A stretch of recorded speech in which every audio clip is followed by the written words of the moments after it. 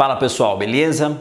Até o momento a gente tem o banco de dados, mas ainda não estamos nos conectando ao banco. A gente precisa preparar nossa aplicação para fazer isso. E para fazer isso a gente precisa implementar as entidades de pessoa e também os repositórios. Para isso a gente vai utilizar o Hibernate e o Spring Data JPA. Então é isso, bora botar em prática.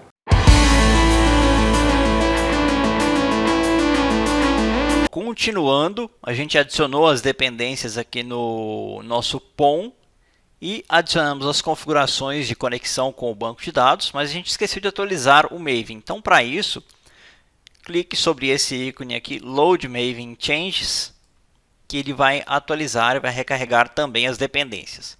Beleza, agora a gente vai adicionar as annotations à nossa classe Person. Até o momento, ela é uma classe comum. Não tem nenhuma conexão com o banco.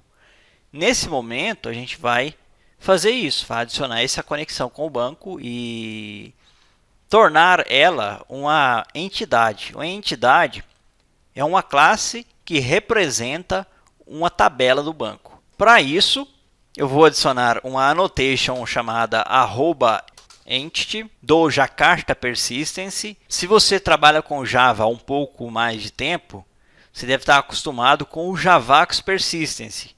Bom, esse cara foi depreciado e está sendo gradualmente substituído na maioria dos frameworks.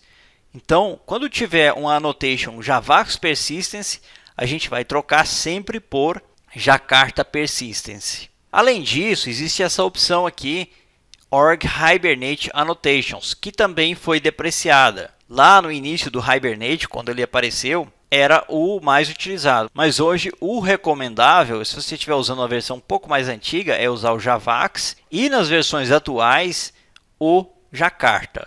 Se você estiver usando o Spring Boot 3 para cima, então você não tem a opção de usar o Javax Persistence. Você é obrigado a usar o Jakarta Persistence porque o Spring Boot substituiu a versão que ele usa do Tomcat quando ele está subindo a aplicação.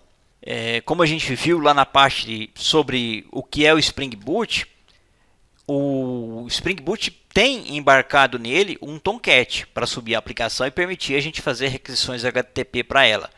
E esse Tomcat foi migrado para a versão mais recente. E ele já usa o Jakarta Persistence e por consequência, como o Spring Boot usa esse cara, então você também é obrigado a utilizar. Talvez até dê para customizar isso e usar uma versão anterior do Tomcat, mas sinceramente eu nunca tentei fazer e eu não acho que vale a pena, porque à medida que o tempo vai passando, você corre certos riscos em usar uma versão antiga. Beleza, então vou adicionar o import para o Jakarta Persistence.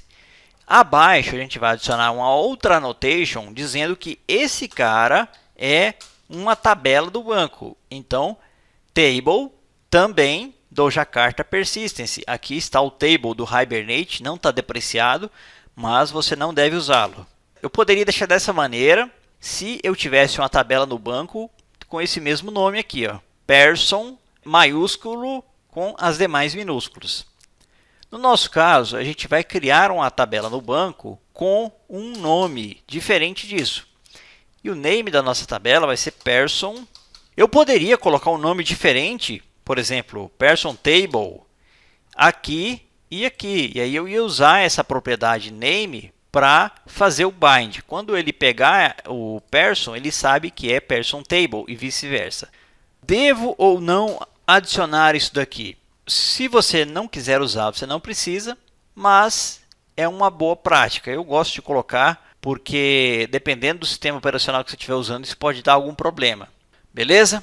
Próxima annotation que a gente vai precisar adicionar. A gente vai precisar adicionar o @id. Com essa annotation, a gente diz para o JPA que esse cara é o ID da nossa tabela. É a chave primária da nossa tabela. Além disso, para o ID, a gente precisa adicionar uma outra annotation que é Generated Value. Também do Jakarta Persistence. Sempre vai ser do Jakarta Persistence. Ou pelo menos na maioria das vezes. E aí você adiciona a estratégia que você vai usar. Strategy que vai ser igual a generation type. No nosso caso, a gente vai usar identity. Beleza. E aí, o Hibernate vai gerar um ID autoincremental para a gente. Ou seja, sempre vai somar 1 e nunca vai repetir o ID, permitindo que assim a gente consiga ter consistência com os nossos dados. Perfeito. Agora a gente vai adicionar o @column. As demais, esse aqui a gente adiciona um @id e esse aqui a gente adiciona um @column. Beleza. E nesse caso eu vou usar a propriedade name, que é da mesma forma aqui na tabela, na annotation table. E eu vou chamar esse cara de first name, só que com underlines ao invés de camel case. Esse cara funciona da mesma maneira que aqui. Todos eles vão precisar dessa annotation. Claro, vai ter diferenças de um para o outro, a gente vai adaptar isso. Aqui vai ser last name, aqui vai ser address. No caso do address, pessoal, a gente nem precisa, a gente pode tirar isso daqui. Pode remover. O gender também não precisa, precisa só do column, sem essa propriedade, porque a gente não vai mudar o nome dela. E no banco vai ser address mesmo, e aqui no nosso objeto também vai ser address exatamente da mesma maneira, e aqui também vai ser igual, tanto no objeto quanto no banco de dados. Perfeito, a gente já definiu. Só que, e se eu quiser garantir que alguns desses atributos não sejam nulos? Quero ter certeza de que o usuário sempre vai setar. E se ele não setar, ele vai lançar uma exception. Bom, para isso existe a propriedade nullable, que vai ser igual a false. Beleza. Assim eu não consigo setar um valor null nessa coluna. First name vai ser um campo obrigatório. O ID, como é chave primária, ele já vai ser obrigatório por padrão, então não preciso adicionar isso aqui. O last name também vai ser obrigatório. O address também vai ser obrigatório.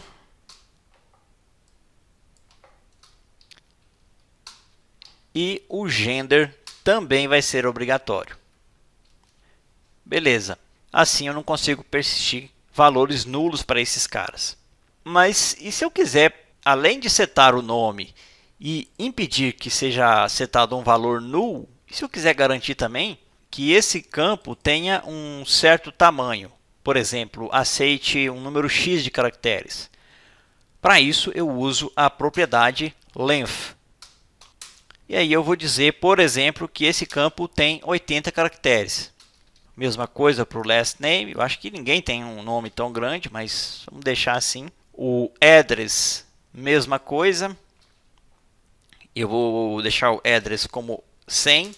Lembrando que aqui a gente não está normalizando o address, a gente não vai se preocupar em normalizar. A preocupação maior aqui é que você fixe os conceitos de REST com o Spring Boot no Kotlin. Então não vou me aprofundar nisso, até porque daria um curso à parte, só a especialização de pessoa, endereço e por aí vai. Mesma coisa para gender, vou colar aqui e o tamanho desse cara é 6. Beleza, assim quando a gente subir a aplicação, ele vai criar uma tabela para a gente no banco com esse nome e essas colunas. Perfeito! Agora, pessoal, a gente vai criar o repositório. E para isso a gente vai usar o Spring Data. Vou clicar sobre BR com Erudio, New, Package, Repository, Enter. Beleza, clico novamente com o direito, New, Kotlin Class File, vai ser uma interface e o nome dessa interface vai ser Person Repository. Ok. E aqui a gente vai adicionar uma annotation chamada @repository do org Spring Framework Stereotype. Enter. Perfeito. Aqui a gente vai estender JPA Repository. Esse cara aqui. E a gente vai passar o tipo e o ID. O tipo é person. E o ID vai ser long. Como que eu sei que é long, pessoal? Simples, eu pego a minha entidade e vejo que tipo é a chave primária dela, que tipo é o ID. Nesse caso aqui é long, por isso eu passo o long como parâmetro. Isso aqui, pessoal, já vai nos dar um CRUD básico com todas as operações de cadastro, leitura, update, delete na tabela de pessoas. Aqui a gente vai fazer uma pequena mudança, é que esse long eventualmente pode estar nulo. Então a gente vai mudar o tipo desse long para nullable. Por quê, pessoal? Porque quando a gente está cadastrando um item, a gente não tem o ID dele. Só depois que ele é persistido que a gente tem o ID. Então, nesse caso, a gente precisa aceitar um ID nulo. Bom, pessoal, é isso aí. Para a aula não se estender mais, a gente vai continuar na próxima aula. Esse vídeo é patrocinado pelo meu treinamento Kotlin para Devs Java. Aprenda a linguagem padrão do Android e dobre as suas oportunidades de crescimento na carreira. Mais detalhes na descrição e no comentário em destaque.